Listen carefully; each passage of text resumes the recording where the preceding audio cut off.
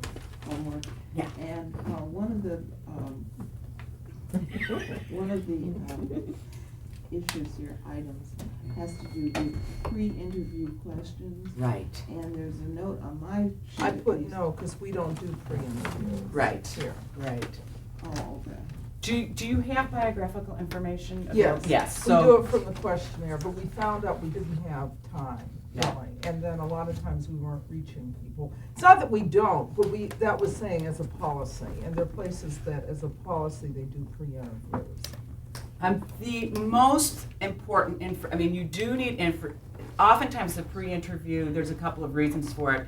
Sometimes it's to build a rapport between you and the person, but oftentimes it's to get that biographical information so you can do the background prep and tailor the questions to that individual. So if you have that biographical information, I think that's the most important point of the pre-interview in my experience. So you will have that information. Okay.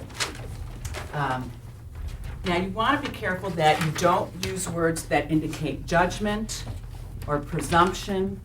I think this is a rule that almost is never broken in any interview. You will assume this person is so conservative, Republican, has always been this, and so predictable, and so you ask the question, and they'll say, the opposite. So, I think, it's God's way of working with oral historians to say, gotcha, see, you didn't, pay attention. They will always surprise you.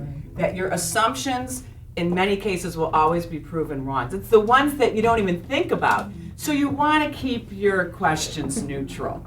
You don't want to say things like, didn't you hate it when, or that guy, that, and your bias too. You don't want to expose your bias or how you feel. One thing, and that comes up in kind of an ethical dilemma that we discuss at length is we often have to hear things too that are very hard to hear, that are distasteful, that morally, personally, our religious beliefs, whatever they might be, that it is very difficult to hear this. And I try to tell my students, they were working with civil rights and some of the things that happened, and they interviewed, I won't go into the whole story, but some people ended up interviewing people that their take on this project was they could interview someone who was racist. And it was a good learning experience for my class because I ended up talking about how we need to know that these people and these beliefs are still alive and well in the 21st century. As hard as it is to sit there and listen, as much as we might disagree, that it is important to document it. And it might not be for the same reasons that every person has a story to tell, and every person, if given ideal situation, everybody would have the opportunity to tell their story. But often it's for reasons so that, a great example of that, the history of the internment of Japanese Americans, 2/3 of Americans, that almost was lost.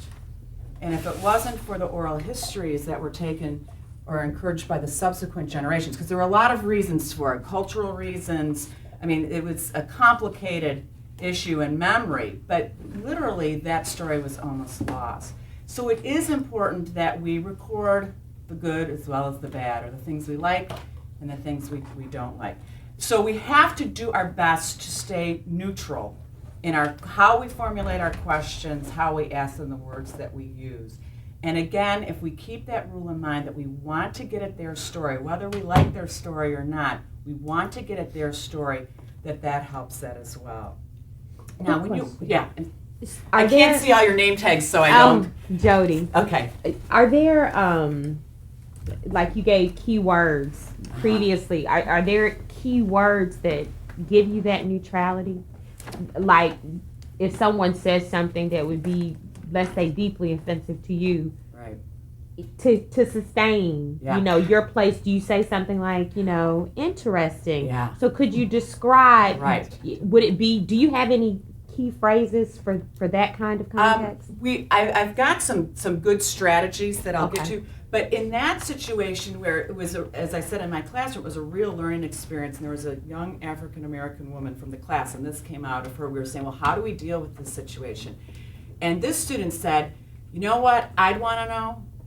And they were talking about this person who was very bigoted and you know, didn't try to hide it. And the student said, I want to know where they learned that from. Who taught them that? So she, you know, and that never occurred to me, but she would have gone right in with more questions. You know, where did you get those, who taught you that? Were you taught that at school? That she was going to go back to the origins of it. Because we certainly spent a lot of time in the class that semester talking about how racism is taught, sexism is taught, that these isms are given to people, they aren't born with them. Right. So that was an interesting way. I always think the default question is, or prompt is, in a awkward situation, almost whenever it comes up, is, tell me more about that. Mm-hmm. Okay. And here's another situation where our instincts are wrong. When someone, with veterans, this comes up a lot, it'll come up with your interview, someone gets emotional. Our instincts are, change the topic, go the other way. Yeah, I can talk more about this, but again, give yourself, if something unexpected comes up, that, again, you didn't expect or is very awkward or distasteful or you disagree with, just take that breath inside and just, say, tell me more about that. I mean, we want to, how did they come up with that? Right. Okay. So I think, and I will talk more about awkward situations, but I think that's the default that you can write on the top of your little script, tell me more about that. And it'll give you a little time to collect yourself or compose yourself or to think, what you will do next. Mm. Now, I break down my interviews into 3 components. And here is where we will start to see, and with the Shope's handout with the numbers on interviewing, that there are significant differences in how people approach interviewing. But again, you can adapt this for yourself. So the first section is the bio, the background. The second section is, and this is the body of the interview, the narrative, the story, or their story. And I like to see this narrative as kind of attempting to time travel with them.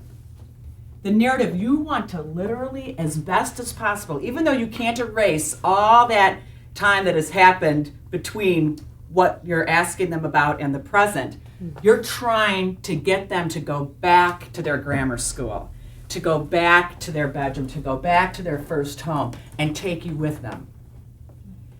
And, again, that this is the body of the interview, and then you're kind of going through the process up to the present with them.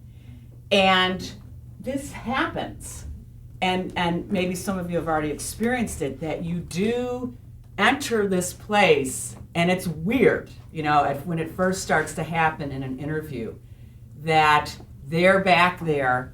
And when you talk about breaking through some of those standard stories that people tell, that what I think an oral historian does, and what you can get very good at, is that you're asking them to think about things that they haven't thought about in a long time.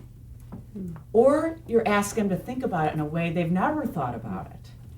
So those good old stories, and I agree with Mike that don't be afraid of those, but it can catch them by surprise because they don't often have the opportunity to bring out that kind of list of stories that they're used to telling, because you're asking them things that they haven't thought about. The other thing that is happening is once the history makers and or you have confirmed this interview, they're thinking about this stuff. They don't know they're thinking about it, but they're thinking about it. And this is so true with the Veterans History Project. Once that appointment or that agreement is made that you will interview this veteran, their first one, I don't remember that was so long ago, but once the student makes the appointment, they're thinking about it, and it comes up all the time. You know, I haven't thought about this stuff in years, or I didn't, you know, those names, I couldn't remember those. One really great example of the importance of this time travel and working on different techniques for getting there. A friend of mine was doing a project on actually a small black community in South Jersey, land given by Quakers to ex-slaves and so forth, very, very old. Everybody said, you got to talk to Charlie Nichols. You got to meet this man, did 2 interviews with him, nothing happened. Terrible interviews. No, even when she didn't ask the yes-no question, he gave her yes-no answers. I mean, nothing there, like swimming through syrup. And then one day, after the second failed interview, he was giving her a lift back to the railroad station, and he commented on a building, and she said, oh, describe what the street looked like back then. Suddenly, all of her questions in the failed interviews had been historical, meaning what happened when. Once she shifted from time to space, which was sort of the way he oriented, he then, in the next hour, she turned on her tape recorder, he described that village in the year 1910. House, he walked up and down the street in his mind, and then he turned the corner, and every single thing checked out. And when the maps were in difference and she went back, she found, no, there was a shed back there. He was right about everything. It was all there until, and once she got into that, got him back into that world, and then said, tell me what it looked like. He walked her up and down street after street and said, oh yeah, and told family stories. They had a red shingle house. Now, of course, now his mother was the one she came from. It was all there. But none of it had been there when her questions were not sort of hitting that button. Right. I think another principle when we talk about this narrative or this story is that you're trying to find out, what was it like to be you then? What was it like to be you then? That's what you want to know. And sometimes people are a little resistant to that sense of privacy, or also, what do I have to say? But that is, again, what you're hoping to prod them, and sometimes asking about the most familiar, closest to home, and that you can evolve and develop into that. Again, I talked about knowing or having a good working historical knowledge of a historical timeline of the periods that they lived through, and that sometimes referencing these events and some of the prompts that you can ask for if you are interested in politics. You know, who was the first president they voted for? Many African Americans have unbelievable stories about their voting experience, you know, for better and for worse. That's it can be an interesting kind of prompt or topic. Also, party loyalties. That's an interesting history in African American history that I know there are still African American families that are Republican because the party of Lincoln, and you know, they haven't switched that allegiance. So sometimes you can get into those bigger issues. When did they come north? When did their family come north? You know, or were they always, you know, in the Northeast?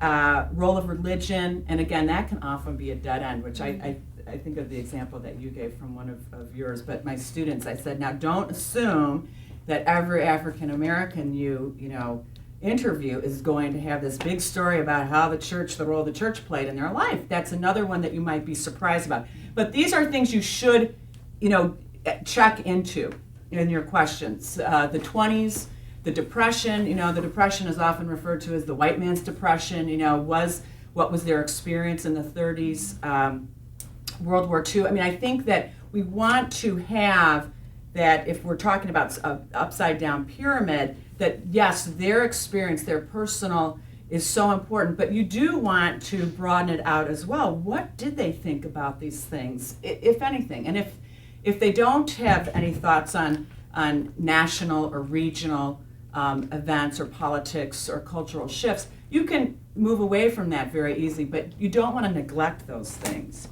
Don't avoid, as we talked about before, delicate issues or touchy subjects. They often will bring them up, and again, don't run away from it. Pursue it. Tell me more about that if you're surprised by it and you don't have questions prepared for that. But in general, if they don't bring it up, it's something that you work into, that as the narrative progresses. Like, you wouldn't want to say, and this is another example I use with my students. One of the questions they asked, did you have any personal experience with racism? And I encourage them to assume that the individual did, if they're interviewing African Americans. But I said that's often too broad as well. That you can say, recount for me your first experience. But you wouldn't start your narrative with that. You can imagine that's kind of, abrupt. So that might be something that you work up to. And as they get more comfortable and more into that flow, more into that time travel, and again, their ability to recollect that. Because some things, difficult, painful memories are, people have buried them or put them aside for, some very good reasons. And that being back in that time, that having them go back to their neighborhood, having them go back to, when their grandparents were alive, when they were in grammar school or their favorite teachers, that these other things that get more informed in their mind and that they will be more willing, not even that they're not unwilling to talk about, but they're more able to talk about it. Okay. If you're stuck in this narrative, and if people aren't opening up, I have some good starter questions. First of all, the transition between kind of the bio, which I say are the facts, who, what, where, when, date of birth, place of birth, that I think should be on the record, and this is where Lynda Shopes and I kind of disagree, that I think particularly with elderly people, having this first section, which could be 10 or 15 minutes, often they're preoccupied with the recording equipment, and you have a camera, and you have a camera person, that can be pretty intimidating. And by starting the interview with these very basic yes or no, one-word answer questions, often by the time you're through that, they've kind of forgotten about it. So I like using this. Other people have different strategies to kind of warm up to the interview, but I think it's good for people watching a tape or for a transcript to have that information at the beginning. It kind of puts them in the context, when were they born, where were they born. And then a transition question I love to use from the bio to the narrative is, what's your earliest memory? And everybody has an earliest memory. Some people it's, when they're looking up at their parents from their crib, which, or they're 3 or 6. And that's kind of interesting too. How far back can they remember? But then you can move into that story. But that's kind of a nice transition piece. But if you're having trouble getting it started, I think that things like, how did you celebrate your birthday? How did you celebrate holidays? That most people have stories. Now, you have to be cautious here. It could surprise you. Holidays for everyone are not necessarily pleasant memories. Some people will say, my parents never celebrated my birthday. You can't assume that that's going to be, it could open up things, but you can't assume what you're going to hear. Favorite food, favorite meal. A good one, particularly for men, particularly of an advanced age, what was the first car you ever owned, or describe your first car. I love to talk about that. Songs, music. Nicknames. How'd you get it? Did you have a nickname? How did you get it? First kiss, romance, favorite trip that they took. So some of these things, they might be, out of order, but they might be good to kind of jumpstart to get them to start thinking about in a more descriptive way and answering questions. You're kind of training them as you go for those interviews that are difficult. Having said all of this, and I want to give you a break in just a minute, but having said all this, it's very unlikely that you're going to ask all the questions that you have developed. So here I've told you, write them all out exactly as you said, as you want. You've got these themes. Maybe you've got 10 questions on religion. The person says, I'm an atheist. My family's been, atheists from way back. And you don't want to panic when you have to X out 10 questions. You just can move on to the next thing. The other thing that can happen is they tell you something that you completely didn't anticipate, you knew nothing about. Don't panic, because you've done your homework, you've done your preparation, you've got your script, you can leave the script at any time. If you haven't heard about this, chances are many, if not most people have it, and that's where you fall back to at first, instead of panicking or changing the subject. Tell me more about that. And you can keep saying, tell me more about that, until you kind of get it together of what you want to do. So you've got all these questions, you've got more than you need, but again, it's a script that you can deviate from at any time. And you have an obligation, a duty. My students are always preoccupied that I'm going to use their questions as some kind of checklist, and I'm listening on the interview to see if they asked every question. And it's not that way at all, and you shouldn't feel that way. If that narrator takes you down a different road than you anticipated, you got to go with them. You have an obligation, because this is information that probably people don't know. Okay, the last section, the other thing is, don't be afraid to ask for clarification. Because again, if you don't know, then chances are other people don't, because you're going in very informed, very knowledgeable. And so don't be afraid to say, now, what do you mean?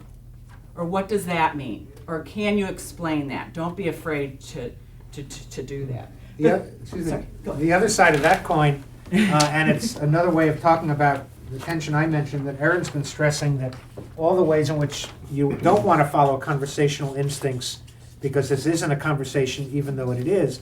Sandy Ives, in his folklorist from Maine, who has a wonderful instructional tip, and he always gives the example, don't say, I know what you mean, when A, you may not, Right. Or B, you want them to explain it anyway, because, and yet that's a conversational skill which, people are always looking for, I did so-and-so, you know what I mean about that? Oh, sure, right. Well, in fact, then you're missing a chance for them to explain it. And B, often you're sort of waiting for some sort of clue. So if you say, no, you can risk it. You can say, no, I'm not sure what you mean. Could you tell? And then and that usually is very successful, because then they're going to, well, I'll tell you what I mean. See, here's the way it worked now. If you were a kid and you did so-and-so, here's what happened. But that conversational instinct of nodding and saying, oh, yeah, I know exactly what you mean, which we do all the time to keep conversations moving with friends, is something you have to really struggle against. And the narrator will often say to you, you know. You know. And you're going to say, oh yeah, that positive reinforcement in the interview. The other thing related to this is, to prevent the conversation from happening, is you don't want to say, oh, the same thing happened to my grandfather. Now, that, you don't want to personalize it, but then you obligate them to say, oh, really? Yeah. Tell me about it. So you really, and I think for myself, that is the hardest thing when I get back into a project, to bite my tongue and withhold from conversing with this person about my experience or my family background and how it's the same or how it's different, that you really save that for afterwards. The final section of when I organize an interview and the format that I use is the reflection section. And this, you can never end an interview or complete an interview without devoting. And I know HistoryMakers doesn't have some of the time constraints that other projects, that sometimes interviews are limited to 60 minutes to 90 minutes. So you aren't working under those constraints, but you still always want to make sure, if you feel the person is tiring, or if you have to, leave, catch your plane, that you want to, and maybe Ms. Richardson can give you better guidelines, but I tell my students in a 90-minute interview, to allow a good 20 minutes for this and to be prepared for it to go over, because then you're pulling them back to the present. And you were saying, what was it like to be you then? And now you're saying, not only what's it like to be you now, but what do you think today about you then, or about those events then, or about those experiences then? So you're kind of pulling them back to 2004 now. And how do they feel today about those experiences? How do they feel today? Have their views changed? And you can ask things, about regrets, anything that they would change. What have they learned? If that's a simple but key question. What have you learned? What have people forgotten that they think should not be forgotten? What was the best time of their life? What was the worst time of their life? These are things you'll be amazed that if you ever ask these questions early in the interview, you'd get 180-degree difference than after they've spent hours and hours time traveling back and thinking about these things. That these reflection questions can be just a wealth, a goldmine of insight and really profound information and messages. You can refer back to the interview. How did whatever event change you? You might have talked about it at that time, but you might not have. Have your feelings changed? What's your favorite memory? I think, again, looking back on that and asking them in the wisdom of their life, their age, their experience, what do they have to share with you and for their life story in that. So I think we'll take a break now. Does anyone have any general questions or? I just had just a quick question in terms of the positive reinforcement.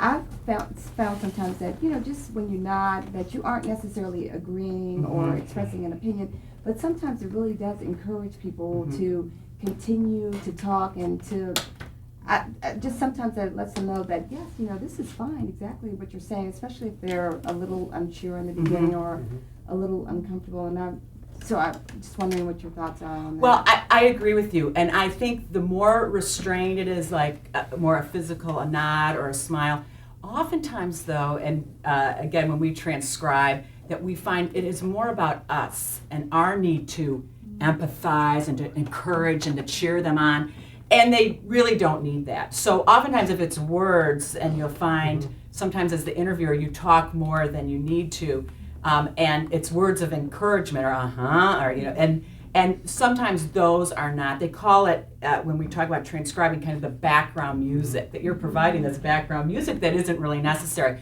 So I agree with you, but being more restrained and conservative, that if you get the indication that that's helping them, but it doesn't have to be verbal, and it really doesn't have to interrupt them. There's a technical dimension to that too, in terms of the usability of the tapes, which is that although these are dialogues, often what people are going to want for a radio show or something like that is the statement. And so if there's this constant literal background of that really it's impossible. And often, I've seen some things where there's this incredible statement that somebody wants to use in a documentary, and they really can't use it because now we have some tools actually to go in and splice those out. But it's much better to train for that reason, and the reason the more you can get that into your body language rather than your voice, you can accomplish what you need to by way of encouragement without mucking up. Right, no, I was referring to Right. No, your examples were good. Your examples, But in ordinary conversation, we're not thinking of that, so there is a lot of Yeah. I have a question for both of you. I've been waiting since you've been finished. Ask both of you. I have quite a bit of experience over the years producing and writing documentaries, and the best approach has always been rarely do you have the time and the money to have far-ranging interviews for hours at a time with one person. So you have to be fairly focused on what's your theme, what is the story you want to tell in this documentary, what is the subject matter, whatever. So I'm hearing here just the opposite, but not quite the opposite extreme. And so I'm trying to get a feel for, I guess, what HistoryMakers wants and oral historians in general. How complete, how thorough, how detailed do you want to get? Are we talking about a snapshot of this person's life, little snapshots throughout their life, and their insight and feelings and experiences? We're talking about a very thorough, detailed, everything you can possibly remember, just suck them dry. You can't, somewhere in between. It remember I said for her yesterday that UCLA, their average interviews were 5 to 15 hours, and they are life histories. We call ourselves doing life histories here, but we're not doing 5 to 15 hours. Okay. But at the same time, it is totally different from the documentary film producer or the journalist. Right. And you have to understand it in that context. That we're not going looking for a story. A story. It's their story that we're open to whatever it is, what it might be. And that's the thrill, really, of oral history. And I think was what attracts people to it, that, you're not going in looking for confirmations and sound bites. And Richie talks about this, kind of distinguishing it from journalism, that you really shouldn't be, you can go on with the topic, but you got to be prepared that they could disagree or have a completely different point of view, and that's their story. And so I think I would really just underscore that, and also the point Erin raised at the end. If we just, in a project like this, if you just went directly to people and say, tell me about overcoming or your core values, you'd get a lot of statements, but they wouldn't be grounded in the same way. If you just asked for the details of their life story, you'd get all sorts of things. And I think by connecting those, whether they are intertwined or move 1, 2, 3, you'll have both of them. people are literally in touch with their experience, and then, I mean, Erin's exactly on the mark. Their reflections have a lot more meaning because they're growing out of things, and the stories themselves are expressing that, even if it's not, you know, you don't need them to say, my message to the youth is so-and-so, because Right. when you go back to the story, I mean, you'll have that, which is great, but you'll also have that story that they're remembering from their grandfather, which is the same point, but expressed in the language of a memory from their childhood. I did this project on steel workers and deindustrialization. I was really interested in what she said because of this. And I was working with a photographer. We had these older pictures taken when people were working in the steel mills. And our project, I spent 3 hours asking them to describe what they were doing in the steel mill before we started talking about losing their job. And I had, 3 publishers turned that project down because they said, who cares what they did? We're interested in deindustrialization and the plant closing. But if I had gone up to them and said, how did, you know, like the TV journalist, and say, tell me how it feels to lose your job, or Yeah, why do right. you think the plant closed, or who screwed up? Was it the